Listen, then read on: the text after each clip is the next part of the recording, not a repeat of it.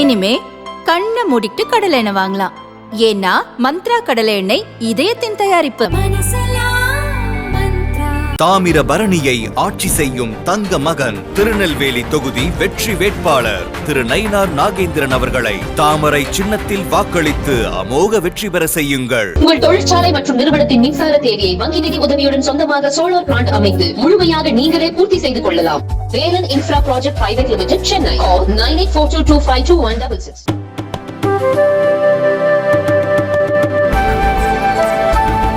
ஊடக நண்பர்களுக்கு வணக்கம். அறிவிக்கப்பட்ட நேரத்திலிருந்து கொஞ்சம் காலதாமதம் ஆயிடுச்சு. அதுக்காக உங்ககிட்ட நான் வருத்தத்தை தெரிவிச்சுக்கிறேன். நேற்று பாரதிய ஜனதா கட்சியினுடைய தேர்தல் அறிக்கை வெளியிடப்பட்டிருக்கிறது. மரியாதைக்குரிய பிரதமர் திரு நரேந்திர மோடி அவர்கள் நேற்று அதை வெளியிட்டு அவர் அது தொடர்பாக பேசவும் செஞ்சுருக்கார். அவரோட பேச்சிலையும் நிறைய விஷயத்தை அவர் குறிப்பிட்டார். இந்த தேர்தல் அறிக்கை அப்படிங்கிறத நாங்கள் எப்படி பார்க்குறோம் அப்படின்னு சொன்னால், அடுத்து வரக்கூடிய 5 ஆண்டுகளுக்கான தேர்தல் வாக்குறுதிகள் அப்படின்னு மட்டும் எங்கள் தேர்தல் அறிக்கை இல்லாமல், நீங்கள் எங்களுக்கு வாக்கு கொடுத்தீங்க, ஆட்சி அமைய வச்சிங்க, இந்த 10 வருஷ காலத்தில் இந்த நாட்டு மக்களுக்கு நாங்கள் என்னென்னவெல்லாம் செஞ்சுருக்கோம் அப்படிங்கிற ஒரு ரிப்போர்ட் கார்டாகவும் அந்த தேர்தல் அறிக்கையை பார்க்க முடியும். நீங்கள் ஃபஸ்ட்டு ஃபியூ பேஜஸ் கம்ப்ளீட்லி மேனிஃபெஸ்டோவில் last 10 years to different category of the people நாங்கள் என்ன பண்ணியிருக்கோம் அப்படிங்கிற ஒரு ப்ராக்ரஸ் ரிப்போர்ட்டாகவும் அதை நீங்கள் எடுத்துக்கலாம். நாங்கள் என்ன பண்ணியிருக்கோம் அப்படிங்கிறத கொடுத்துட்டு, அடுத்த 5 வருஷம் இல்லை நாங்கள் 2047 வளர்ச்சியடைந்த பாரதம், விக்ஷித் பாரத்னு சொல்கிறோமே, அதுக்கான எங்களோட விஷன் என்ன அப்படின்னு சொல்கிற மாதிரி இதை நீங்கள் மேனிஃபெஸ்டோ அப்படின்னு எடுத்துட்டிங்கன்னா அதில் எங்களோட பர்ஃபார்மன்ஸ் ரிப்போர்ட் இருக்குது. விஷன் டாக்குமெண்ட்டாகவும் பார்த்துக்கலாம். And at the same time அடுத்த 5 இயர்ஸுக்கு எங்களோட ஒர்க்கிங் பிளான் என்ன அப்படிங்கிற மாதிரி ஒரு காம்ப்ரிஹென்சிவான ஒரு பிக்சரை we have presented before the public. So எதெல்லாம் எந்தெந்த பகுதி மக்கள், எந்த தரப்பு மக்கள் அப்படின்னு ஒவ்வொரும் தனித்தனி கேட்டகரியாக மேனிஃபெஸ்டோவில் கொடுத்துருக்காங்க.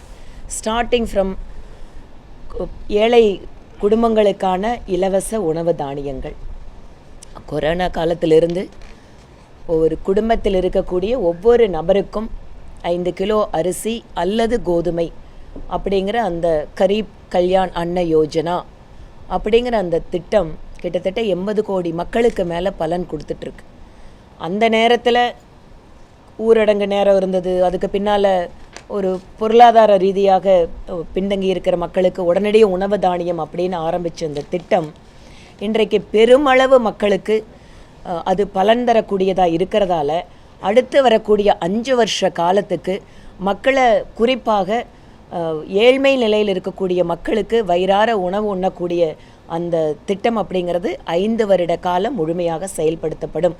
அப்படிங்கிறது 25 கோடி மக்களை ஏற்கனவே வறுமை கோட்டிலிருந்து, வறுமையினுடைய பிடியிலிருந்து மீட்டு வந்திருக்கக்கூடிய இந்த அரசு அந்த மக்களுடைய பசியை போக்குவதற்காக எடுத்திருக்கக்கூடிய இந்த மிகப்பெரிய திட்டம் அப்படிங்கிறது இன்னும் தொடரும் அப்படிங்கிறது மிகப்பெரிய வாக்குறுதியாக நாங்கள் பார்க்குறோம். அடுத்ததாக உணவுக்கு அடுத்தபடியாக ஆரோக்கியம் அப்படிங்கிறது ரொம்ப முக்கியமானது. ஏற்கனவே 5 லட்சம் ரூபாய் ஒவ்வொரு குடும்பத்திற்குமான ஆயுஷ்மான் பாரத் ஸ்கீம், அந்த திட்டத்தில் இன்று கோடிக்கணக்கான ஏழை மக்கள் நல்ல தரமான ஆரோக்கிய வசதியை பெற்றுக்கொண்டிருக்கிறார்கள். அதில் சீனியர் சிட்டிசன் அப்படிங்கிறவங்களுக்கு கொஞ்சம் டிஃபிகல்ட்டி இருந்தது. அதை மாற்றி திருநங்கைகள், முதியோர்கள் எல்லாருக்கும் சேர்ந்த ஒரு திட்டமாக அந்த 5 லட்சம் ரூபாய் ஆரோக்கிய காப்பீடு அப்படிங்கிற திட்டம் விரிவுபடுத்தப்படுகிறது. இதனால் ensuring the quality treatment for their health issues அப்படிங்கிறது எல்லா தரப்பு மக்களுக்கும் இப்போ அது கிடைக்க போகுது. மூன்றாவதாக பெண்கள்.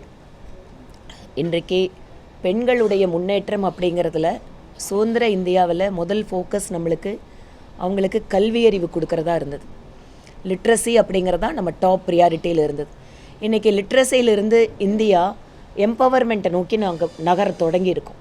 இதனால் நீங்கள் எப்படி பார்க்கலாம் அப்படின்னா, விமன் எம்பவர்மெண்ட்டுக்கு ரிசர்வேஷன் பில்லை எனாக்ட் பண்ணினது, அது ஒரு லாங் பெண்டிங் ஒரு ட்ரீமாக இருந்தது. இன்றைக்கி லோக்கல் பாடியில் 50% விமனுக்கு கொடுத்தது மூலமாக women leadership at the grass root level drastically improve. அதை நம்ம கண்ணு முன்னால் இன்றைக்கி பார்க்க முடியுது. 50% உள்ளாட்சி தேர்தலில் விமன் லீடர்ஷிப் அப்படிங்கிறது டெசிஷன் மேக்கிங்கில் இன்வால்வ் ஆகிறதால ஹெல்த்தோ சானிடேஷனோ இந்த மாதிரி பொதுவான விஷயங்கள், விமன் செல்ஃப் ஹெல்ப் குரூப்புக்கான ட்ரைனிங், இந்த மாதிரி நிறைய விஷயங்கள் விமனோட லைஃப்பில் இம்பேக்ட் ஆகிட்டுருக்கு இந்த பாலிசி சேஞ்சஸ். அதனால் இந்த விமன் பெண்களுக்கான அதிகாரப்படுத்துதல் அப்படிங்கிறது from giving their space from the cabinet to at the grass root லெவலில் இம்ப்ரூவிங் தேர் லிவிங் ஸ்டாண்டர்ட். அவங்களோட வாழ்க்கையில் ஒரு டாய்லெட் கிடைக்கிறதோ, ஒரு கேஸ் கனெக்ஷன் கிடைக்கிறதோ, ஒரு நல்ல வீடு கிடைக்கிறதோ, அவங்களுக்கு வந்து நல்ல உணவு கிடைக்கிறதோ, ஆரோக்கியமான வசதி. ஆரோக்கியம் அப்படிங்கிறது குடும்பத்தில் பெண் அப்படிங்கிறது இரண்டாம் பட்சமாக இருந்தது. ஒரு ஆண் உடம்பு சரியில்லைன்னா உடனடியாக ஒரு அட்டென்ஷன் கிடைக்கும், அவங்களுக்கு நல்ல ஹாஸ்பிட்டல் ட்ரீட்மெண்ட் இந்த மாதிரி இருக்கும். ஆனால் இந்த 5 lakh இன்சூரன்ஸ் மூலமாக பெண்களுக்கும் அந்த ஆப்பர்ச்சுனிட்டி அப்படிங்கிறது கிடைக்க ஆரம்பிச்சிருக்கு. இந்த மாதிரி அடிப்படை தேவைகள் அப்படிங்கிறத தாண்டி பெண்கள் இன்றைக்கி பல்வேறு துறைகளில் அவர்களுக்கு கிடைக்கக்கூடிய வாய்ப்புகள் இது எல்லாமே இம்ப்ரூவ் பண்ணுற லெவலில் இன்றைக்கு ஏற்கனவே லட்சாதிபதி சகோதரிகள் அப்படின்னு ஒன்றை உருவாக்கி அதில் கிட்டத்தட்ட 1 கோடி பெண்கள் ஏற்கனவே அச்சீவ் பண்ணியாச்சு. கிராமப்புறத்தில் இருக்கக்கூடிய ஏழை பெண்கள் அவர்களே லட்சாதிபதிகள் ஆக்கக்கூடிய திட்டம். இப்போது அடுத்த 5 வருட காலத்தில் 3 கோடி ஏழை பெண்களை லட்சாதிபதி ஆக்குகின்ற அந்த திட்டத்துக்கு மேனிஃபெஸ்டோவில் வாக்குறுதி கொடுக்கப்பட்டிருக்கிறது.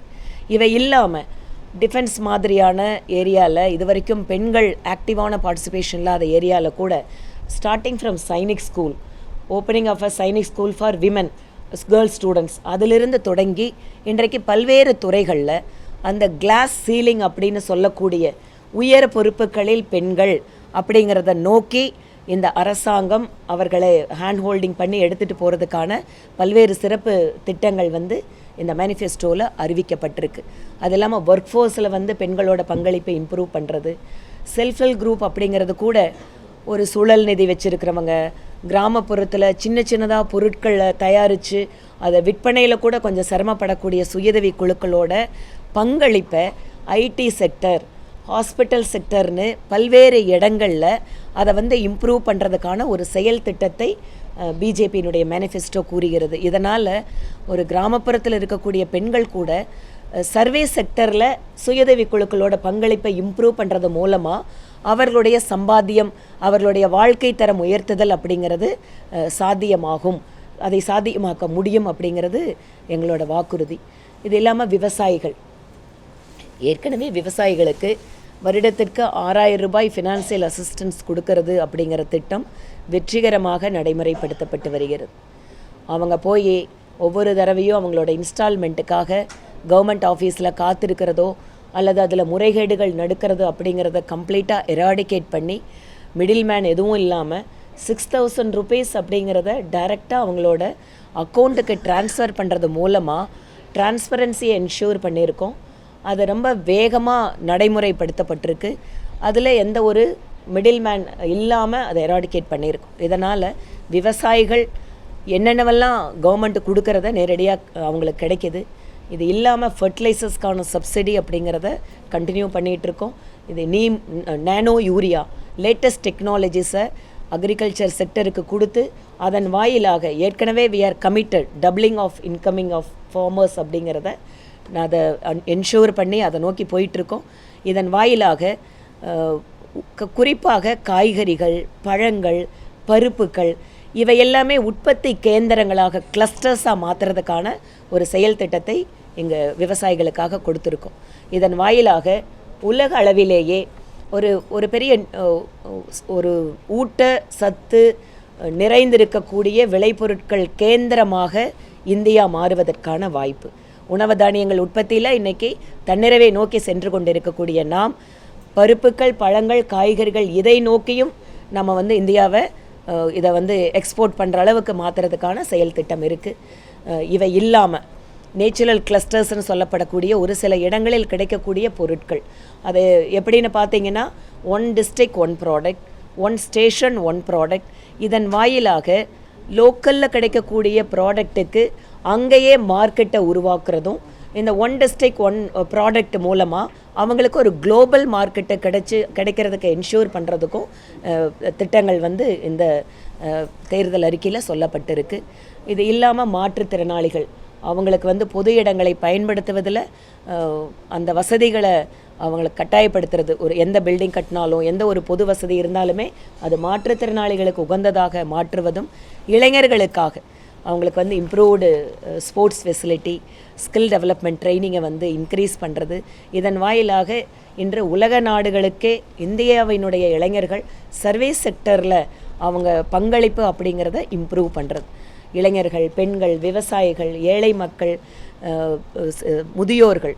வழக்கமாக முதியோர் அப்படிங்கிறத நம்ம அவங்களுக்கான ஹெல்த் கேரு, தங்கக்கூடிய இடங்கள், அவங்களுக்கான உதவித்தொகை அப்படிங்கிறத தாண்டி இந்த முறை பிஜேபி அவங்களோட நாலேஜை யூஸ் பண்ணுறதுக்காக, ஏனென்றால் முதியவர்கள் அப்படிங்கிறது ஏஜில் இருப்பாங்க, ஆனால் அவர்களுக்கு கிடைத்திருக்கக்கூடிய அனுபவம், அவர்கள் பெற்றிருக்கக்கூடிய அறிவு, இவற்றை எல்லாமே பயன்படுத்துவதற்காக மைகவ் மாதிரியான ஒரு போர்ட்டல். ஸோ முதியவர்களுடைய அனுபவமும் அறிவும் நம்மளோட இளைய சமுதாயத்திற்கும் நாட்டிற்கும் பயன்படக்கூடிய அளவுக்கு அவர்களுக்கு வாய்ப்புகளை உருவாக்கி தருதல் அப்படின்னு பல்வேறு தரப்பு மக்களுக்கும் இருக்கக்கூடியதாக இந்த தேர்தல் அறிக்கை இருக்குது. அது இல்லாமல் தமிழகம் சார்ந்த ஒரு முக்கியமான விஷயம், திராவிட முன்னேற்ற கழகம் தமிழ் ஏதோ அவங்களுக்கு தான் சொந்தமான மொழி மாதிரியும், தமிழை காப்பாற்றுறதுக்கு அவங்கள விட்டால் வேறு யாருமே இல்லாத மாதிரியும் 50 வருஷத்துக்கு மேலாக தமிழை வைத்து அரசியல் செய்து கொண்டிருப்பவர்கள் இப்போது செஞ்சு கொண்டு இருந்தவங்க எல்லாத்துக்குமே திருவள்ளுவர் அப்படிங்கிறத தமிழ்நாட்டுக்குள்ளே மட்டும் வச்சிருந்ததை மாற்றி இன்று திருவள்ளுவர் கலாச்சார மையங்கள் வாயிலாக உலகம் முழுவதும் தமிழினுடைய சிறப்பு, தமிழர்களுடைய பாரம்பரியம், பண்பாடு, கலாச்சாரம் இவற்றையெல்லாம் சொல்லக்கூடிய மிக முக்கியமான சென்டர்ஸு குளோபல் லெவலில் திருவள்ளுவருடைய பெயரால் அமைக்கப்படும். திருவள்ளுவரை மாநிலத்திற்குள்ளாக வைத்திருந்த மாநில கட்சிகளுடைய ஆட்சியை மாற்றி இன்றைக்கு திருவள்ளுவரை உலக அரங்கிற்கு எடுத்து செல்வதற்கு பாரதிய ஜனதா கட்சி இங்கு வாக்குறுதி கொடுத்துருக்கு. இதன் வாயிலாக தமிழ் மொழி, தமிழர்கள் கலாச்சாரம், பண்பாடு இவை எல்லாமே உலக அரங்கிற்கு எடுத்து செல்வதற்கு பாரதிய ஜனதா கட்சி தமிழக மக்களுக்கு வாக்குறுதி கொடுத்துருக்கு. இவை இல்லாமல் Vande Bharat train, bullet train, improved infrastructure, metro ட்ரெயினை வந்து பல்வேறு நகரங்களுக்கு விரிவுபடுத்துதல், வந்தே பாரத் ட்ரெயினோட கனெக்டிவிட்டியை இம்ப்ரூவ் பண்ணுறது, இதன் வாயிலாக அதிகப்படியான நகரங்களை வைத்திருக்கக்கூடிய தமிழகம்தான் அதிக பலன் பெறப்போகிறது. அது வந்து இளைஞர்களுக்கான திட்டங்களாக இருக்கலாம், அல்லது உள்கட்டமைப்பு வசதிகளாக இருக்கலாம், நெடுஞ்சாலைகள், ஸ்மார்ட் சிட்டி திட்டங்கள். ஏற்கனவே கடந்த 10 வருஷ காலத்தில் தமிழகம் அதிகமான ஸ்மார்ட் சிட்டி திட்டங்களை பெற்றிருக்கிறது. அதனால் தமிழகத்திற்கும் இந்த வாக்குறுதிகள் அப்படிங்கிறது அதிகமான பலன் தரக்கூடிய அளவிலே வந்திருக்கிறது. கடந்த 10 வருட காலத்தில் பிஜேபி ஆட்சி செய்கின்ற மாநிலம், பிஜேபி இல்லாத மாநிலம் இல்லை, அவங்களுக்கு அங்கே வந்து அதை பணத்தை கொடுக்கக்கூடாது அப்படிங்கிற மாதிரி இல்லாமல் எல்லாத்தையும் சமமாக வந்து பிரதமர் மோடி அவர்கள் பார்த்துருக்கார். அதனால்தான் தமிழகத்திற்கு அதிகப்படியான நிதியுதவி, மத்திய அரசாங்கத்தினுடைய நிறைய திட்டங்கள் தமிழகத்திற்கு கிடைத்திருக்கிறது. அது வந்து வரக்கூடிய காலத்திலேயும் எங்களுடைய ஆட்சி அமைகின்ற பொழுது கண்டினியூ ஆகும்.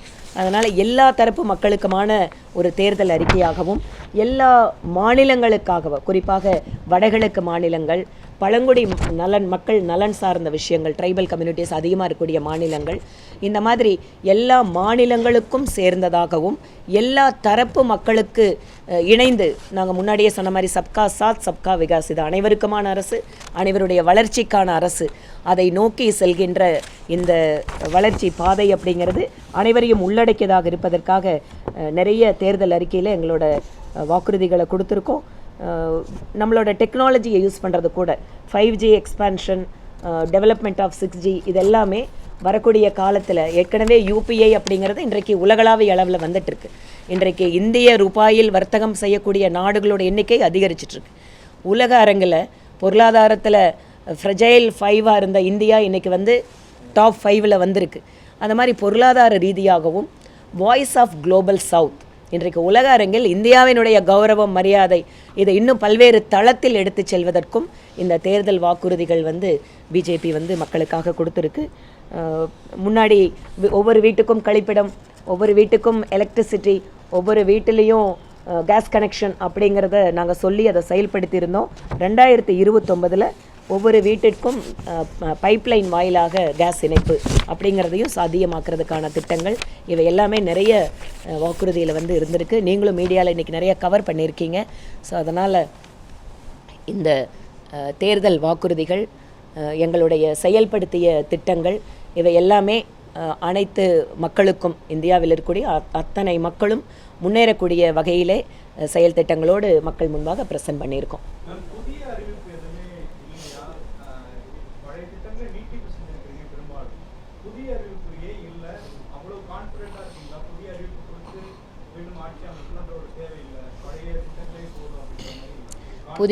புதிய அறிவிப்புகளும் இருக்குது. நான் சொன்ன மாதிரி புல்லட் ட்ரெயின், அதுக்கப்புறம் டெக்னாலஜி, அதனால தான் அதை நாங்கள் நார்த்து, சவுத்து, ஈஸ்ட்டு இந்த மாதிரி இடங்களுக்கு எடுத்துகிட்டு போகிறது சொல்லியிருக்கோம்.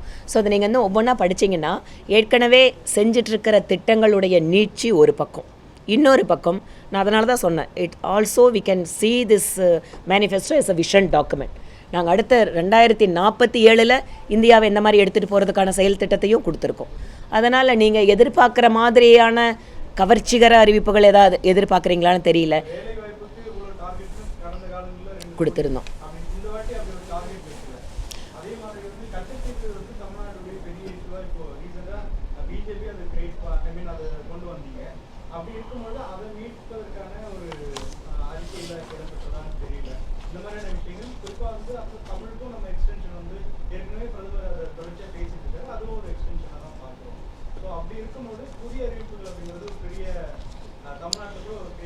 நிறைய புதிய அறிவிப்புகள் இருக்குது. அதனால தான் நான் சொன்னேன், நீங்கள் இப்போ நான் சொல்கிறேனே கேஸ் பைப்லைன் அப்படிங்கிறதெல்லாம் புதிய அறிவிப்புகள். இளைஞர்களுக்கான ஸ்கில் டெவலப்மெண்ட்டு ப்ளஸ் டூரிசம் செக்டரில் எதெல்லாம் நாங்கள் கொண்டு வர முடியும் புதுசாக. நான் இன்னொரு உதாரணம் சொன்னேன், சுயதவி குழுக்களுக்கு ஐடி செக்டர், ஹாஸ்பிட்டாலிட்டி செக்டர் இதிலெல்லாம் நாங்கள் லிங்க் பண்ண போகிறது. இதெல்லாமே புதிய வேலை வாய்ப்புகள் தான். அதனால் உங்களுக்கு நம்பர்ஸ் அப்படிங்கிறது இல்லாமல் இருக்கலாம், பட் நாங்கள் பண்ணியிருக்கிற வேலைகளில் இருக்கக்கூடிய நம்பர்ஸ் உங்களுக்கு இருக்குது. அதனால் மக்களுக்கு நம்பிக்கை இருக்குது. நாங்கள் 10 வருஷ காலத்தில் 10 கோடி பெண்களுக்கு இலவசமாக கேஸ் இணைப்பு, 11 கோடி பெண்களுக்கு கழிப்பிடம் கட்டி கொடுத்துருக்கோம். ஒரு சில இடங்களில் சேச்சுரேஷன் வந்திருக்கு. குறிப்பாக ஜன்தன் அக்கௌண்ட்ஸ் 50 crore பீப்புளுக்கு இன்றைக்கி வங்கி கணக்குகள் வாயிலாக சேச்சுரேஷன் நிறைய டிஸ்ட்ரிக்டில் வந்திருக்கு. அதனால் ஏற்கனவே செயல்படுத்தக்கூடிய திட்டங்கள் எங்கெங்கெல்லாம் சேச்சுரேஷன் இருக்கோ அதை மக்களுக்கு பார்த்துட்ருக்காங்க. இது இல்லாமல் அடுத்த கட்டத்துக்கு நம்மளோட வளர்ச்சிக்கு என்ன தேவை இருக்குது, அந்த மாதிரி தான் அதை பார்த்து கொடுத்துருக்கு.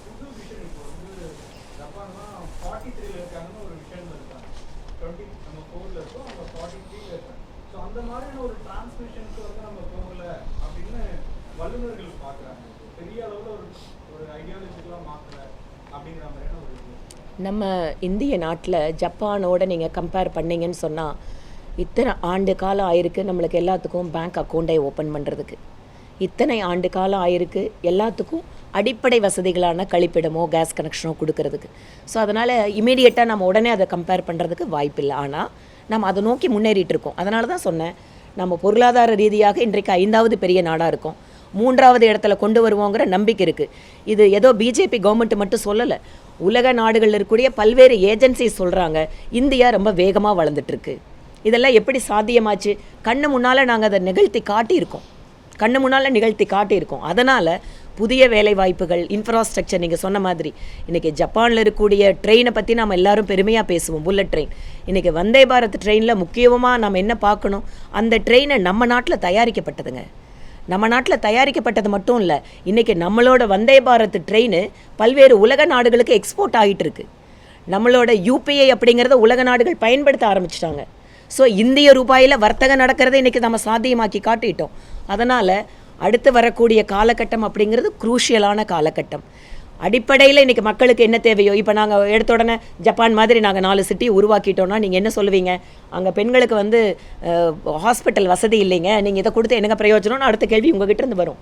நாங்கள் இந்தியா மாதிரியான ஹைலி டைவர்சிஃபைடு நேஷன், ஒரு பக்கம் இயற்கை வளங்கள் இருக்கும், இன்னொரு பக்கம் பற்றாக்குறை இருக்குது. இது எல்லாத்தையும் பேலன்ஸ் பண்ணி எல்லாத்துக்குமான ஒரு அரசாக இருக்கிறது அப்படிங்கிற திசையில் வெற்றிகரமாக பயணம் பண்ணிகிட்டு இருக்கு பிஜேபி அரசு.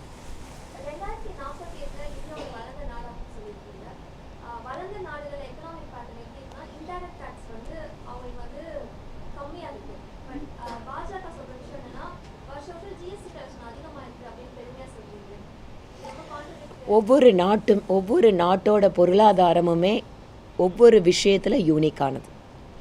You cannot apply the same formula where the western countries have developed அப்படிங்கிற மாதிரி you cannot apply the same formula.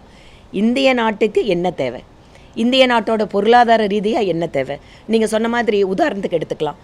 நீங்கள் வெஸ்டர்ன் கண்ட்ரீஸில் டைரக்ட் டேக்ஸ் ஜாஸ்தி, யூஎஸ்ஓ கனடாவோ யூரோப்பியன் யூனியன் நீங்கள் 25% 30% உங்கள் சேலரியிலேருந்து அப்படியே நீங்கள் டிடக்ட் பண்ணி எடுத்துகிட்டு போயிடலாம். ஆனால் இந்தியாவில் நினச்சி பாருங்கள், ஒட்டுமொத்தமாக இன்கம் டேக்ஸ் கட்டுறனோட அந்த நெட்டே இப்போ தான் இன்க்ரீஸ் ஆகிட்டுருக்கு. கிட்டத்தட்ட 2 கோடி மக்கள் தான் 142 கோடி மக்களில் டைரெக்டாக வந்து இன்கம் டேக்ஸை ஒரு குறிப்பிட்ட சீலிங் மேலே பண்ணிகிட்ருக்காங்க. அப்படி இருக்கும்போது நம்மளுக்கு உடனடியாக டைரக்ட் டேக்ஸில் கை வச்சா என்னம்பீங்க, நாங்கள் சம்பாதிக்கிறது அப்படியே அரசாங்கம் எடுத்துக்குமா அப்படிம்பீங்க. அது இல்லை. இந்த நாட்டில் பொருளாதார ரீதியாக நிறைய விஷயங்கள் நடந்துகிட்ருக்கு, ஆக்டிவிட்டீஸ் நிறைய இருக்குது. அதனால் எடுத்து உடனே டைரக்ட் டேக்ஸுக்கு போகாமல் நாம் இன்டைரக்ட் டேக்ஸ் மூலமாக கவர்மெண்ட்டோட எக்கானமியை ஸ்ட்ரென்தன் பண்ணுறோம். அதுக்கப்புறம் எங்கே தேவைப்படுதோ அதுக்கப்புறம் ஒவ்வொரு ஸ்டேஜாக அது கொண்டு வரக்கு வாய்ப்பு இருக்குது. கச்சத்தீவு நாங்கள் வந்து அயல் நாடுகளுடைய எங்களுடைய உறவு அப்படிங்கிறத பற்றி சொல்கிறோம். ரொம்ப ஸ்ட்ராங்கான ரிலேஷன்ஷிப் வித் நெய்பர்ஸ். இன்றைக்கி ஸ்ரீலங்கா மாதிரியான ஒரு நாடு அவங்க பொருளாதார ரீதியாக நசிஞ்சு போகிற நிலைமையில் இருக்கும்போது கூட இந்தியா அவங்களுக்கு வந்து மிகப்பெரிய அளவில் உதவி பண்ணி இவங்களை இன்றைக்கி ரிவைவ் பண்ணி கொண்டு வந்திருக்கு. கச்சத்தீவு அப்படிங்கிறத பிஜேபி கடந்த 2 வார காலத்துக்கு முன்னாடி அதை ஏன் சொன்னோம், திமுகவினுடைய தலைவர் ஏதோ அவங்களுக்கு ஒட்டுமொத்தமாக நாலேஜே இல்லாமல் கச்சத்தீவை கொடுத்துட்டுக்கோன்னு பொய் பேசிகிட்டு இருந்தாங்க. இது இவங்களோட பொய், இது அவங்களோட நாடகம் அப்படின்னு சொல்கிறதுக்காக என்ன நடந்தது அப்படிங்கிறத தமிழ்நாட்டு மக்கள் முன்னால் வச்சோம். ஆனால் கச்சத்தீவு மீட்பு அப்படிங்கிறது ஒரு இன்டர்நேஷ்னல் ட்ரீட்டி. அது இன்னொரு நாடு அதில் இன்வால்வ் ஆகிருக்கு. வரக்கூடிய நாட்களில் எங்கெங்கெல்லாம் சாத்தியம் இருக்கோ நம்முடைய இந்திய மீனவர்களுடைய உரிமையை பாதிக்க விடாமல் எதெல்லாம் வாய்ப்புகள் இருக்கோ அத்தனை கொண்டு வர போகிறோம். கச்சத்தீவு மட்டும் இல்லைங்க, பக்கத்தில் பங்களாதேஷ், இந்த பக்கம் வந்து பாகிஸ்தான், நம்மளோட நதிநீர் பிரச்சனை இருக்குது, சீனாவோட இருக்குது.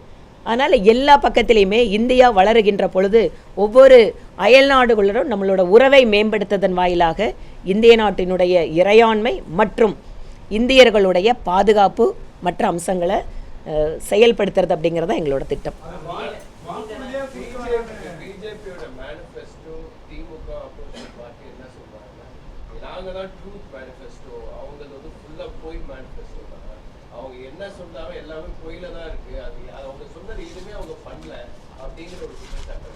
சரிங்க, இப்போ நான் வந்து திமுகவோட நீங்கள் சொல்கிற மாதிரி பொய் அப்படின்னு சொல்கிறாங்கன்னு, திமுக கவர்மெண்ட்டு தானே, நாங்கள் இத்தனை விவசாயிகளை வந்து டேட்டாஸ் எங்ககிட்ட கொடுத்தாங்க.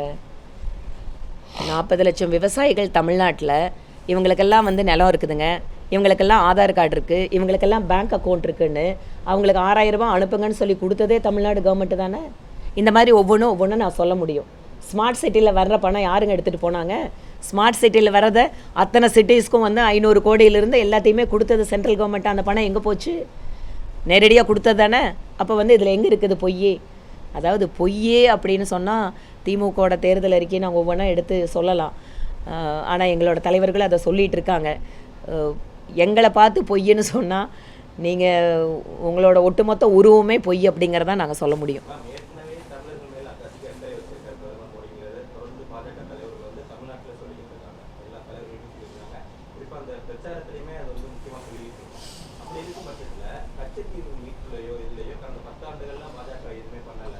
தேர்தல் சமயத்தில் வந்து கச்சத்தீவு நாங்கள் மீட்போம் சொல்கிறப்ப தொடர்ந்து கச்சத்தீவு பற்றி பேசியிருக்கும்போது ஒரு வாக்குறுதியாக கூட அளிக்கும் மக்களுக்கு நம்பிக்கை அளிக்க வகையில் வாக்குறுதியாக கூட அளிக்க முடியாத காரணம் வாக்குறுதியாக கூட அளிச்சு கச்சத்தீவை தாரை வார்த்துட்டு எங்களுக்கு எதுவுமே தெரியாதுன்னு இத்தனை வருஷ காலம் நாடகம் ஆடிட்டு இருந்த ஒரு கட்சி எங்கள் அரசாங்கம் இருக்குது. நாங்கள் என்ன சொல்கிறோம், கச்சத்தீவு ஏன் முக்கியம் நம்மளோட இந்திய மீனவர்களுக்கு? நம்முடைய எல்லை சுருங்குகிறது. இதன் வாயிலாக ஒரு குறிப்பிட்ட எல்லையை தாண்டி மீனவர்கள் மீன் பிடிக்கும்போது உங்களுக்கு அந்த மீனவர்களை கைது செய்கிறதோ நடவடிக்கை எடுக்கிறது தொடருது. இந்த விஷயத்தை திமுக அரசு இத்தனை நாள் என்ன சொல்லிட்டு வந்தாங்க அப்படிங்கிறத மாற்றி உண்மை இல்லைங்க, இதுதாங்க உண்மை அப்படிங்கிறத தமிழ்நாட்டு மக்கள் முன்பாக வச்சுருக்கோம். ஒன்று. ரெண்டாவது, கச்சத்தீவை கொண்டு வருவதன் காரணமாக இந்திய மீனவர்களுடைய நலனுக்காக தானே கேட்குறோம். இந்திய மீனவர்களோட நலன் தானே முக்கியம். கச்சத்தீவில் இந்திய மீனவர்களுக்கு நம்மளோட கடலோர குறிப்பாக நெருக்கத்தில் நம்மளோட எல்லைக்கு பக்கத்தில் மீன் இல்லைங்கிறதால தான் மீனவர்களுக்கான அமைச்சகம் முதல் முறையாக அமைத்து ஆழ்கடல் மீன் பிடிப்புக்கு அவர்களுக்கு உதவி செய்து இன்று 2004 14 வரைக்கும் கம்பேர் பண்ணுங்கள், மீனவர்கள் எத்தனை பேர் உயிரிழந்தாங்க, 14 24 வரைக்கும் கம்பேர் பண்ணுங்கள். ஸோ நாங்கள் என்ன மக்களுக்கு அந்த காப்பாற்றணுமோ அவங்களுக்கு என்ன உதவி பண்ணணுமோ பண்ணிகிட்ருக்கோம். கச்சத்தீவு மீட்பு அப்படிங்கிற விஷயத்தை ஒரு இன்டர்நேஷ்னல் ட்ரீட்டி எப்படி அணுக முறையுமோ அதை நாங்கள் எப்படி அணுகுவோம். இது வாக்குறுதி அப்படிங்கிறத தாண்டிங்க, இது நாங்கள் மக்களை காப்பாற்றுறதுக்கான ஒரு கமிட்மெண்ட்டு.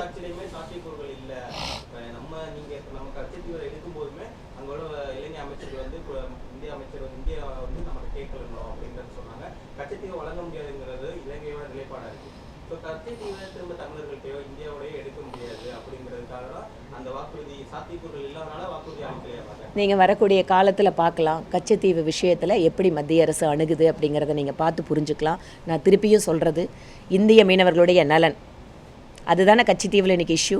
அந்த இந்திய மீனவர்களோட நலனை நாங்கள் எப்படி பாதுகாக்கிறோம் அதை நீங்கள் பார்த்துட்டு நீங்கள் வந்து முடிவெடுத்துக்கலான்னு மக்களுக்கு சொல்லுவோம். நாங்கள் அயல் நாடுகளோட எந்த அளவிற்கு அவங்களோட உறவை மேம்படுத்த முடியுமோ மேம்படுத்தி இந்தியாவினுடைய எல்லைகளை பாதுகாப்பது, இந்திய மீனவர்களுடைய வாழ்க்கையை பாதுகாப்பது, அதில் உறுதியாக இருக்கும்.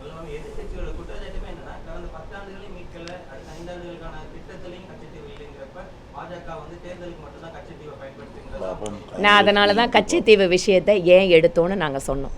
இத்தனை நாள் பொய்யிலேயே பிறந்து பொய்யிலேயே வளர்ந்துருக்கிற திமுக கச்சத்தீவை கொடுத்தது எங்களுக்கு தெரியாதுன்னு தமிழ்நாட்டு மக்களை ஏமாற்றிட்டு இருந்தாங்க. உண்மை என்னங்கிறத சொல்லியிருக்கோம்.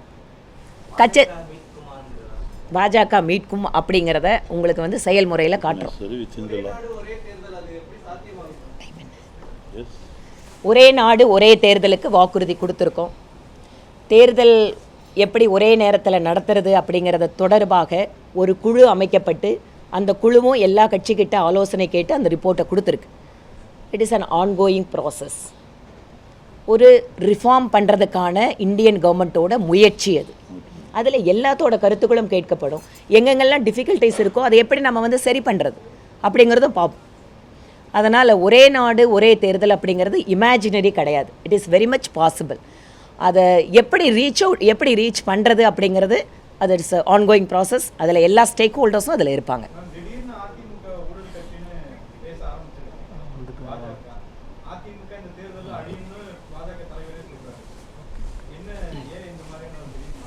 இன்றைக்கு நாங்கள் தேசிய ஜனநாயக கூட்டணியில் இருக்கோம்.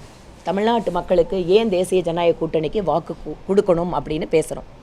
அந்த தேர்தல் பிரச்சாரத்தில் எங்களுடைய கூட்டணி ஏன் வந்து தமிழ்நாட்டுக்கு இன்றைக்கி தேவை, மத்திய அரசு யார் வர போகிறாங்க, இந்த மாதிரி விஷயங்களை முன்வைக்கிறோம்.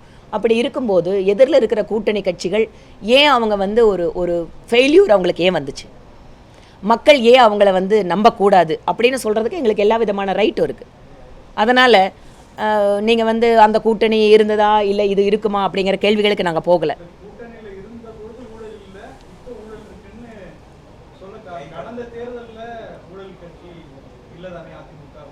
நீங்கள் ஒவ்வொரு கட்சி எங்கள் கூட்டணி அமைக்கும் போது இதே மாதிரி ஒவ்வொரு கட்சிக்கிட்டும் குறிப்பாக திரு வைகோ அவர்களிடம் நீங்கள் திமுக பற்றி என்ன பேசுனீங்க, காங்கிரஸ்காரங்கிட்ட நீங்கள் திமுக பற்றி என்ன பேசுனீங்க கேளுங்க, நாங்கள் பதில் சொல்கிறோங்க. கூட்டணி வச்சுருக்கோம், கூட்டணின்னு இருந்தால் கூட்டணிக்குன்னு ஒரு தர்மம் இருக்குது.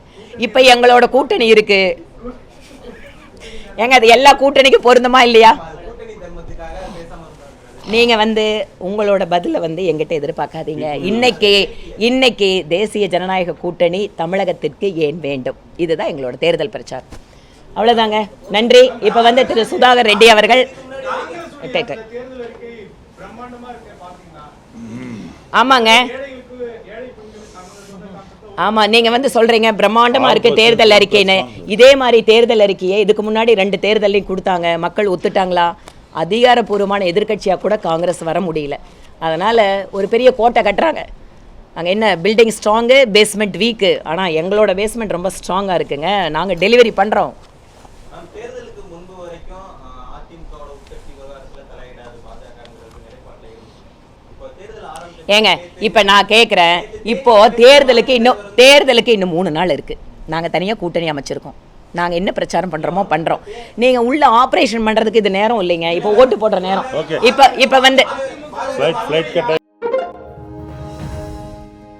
10 ரூபாயோ 10,000மோ டிஜிட்டல் பேமெண்ட் டெக்னாலஜி மூலம் பேமெண்ட் உடனே கிரெடிட் ஆயிடுது. இந்த பேமெண்ட் டெக்னாலஜியை பார்த்து உலகமே வியக்குது. இந்த மாதிரி புதுமைகள் நம்ம நாட்டுல அடிக்கடி நடக்கும். இதுதான் மோடியின் கேரண்டி. நாட்டையே டிஜிட்டல் மயமாக்கிட்டாரு. அதனால என் மனசுல ஸ்கேன் பண்ணிட்டேன். என்னுடைய ஓட்டு மோதிக்கே. மீண்டும் வேண்டும் மோடி அரசு. இதுவே என்னுடைய கேரண்டி. தாமரைக்கு வாக்களியுங்கள். பாஜகவை வெற்றி பெறச் செய்யுங்கள்.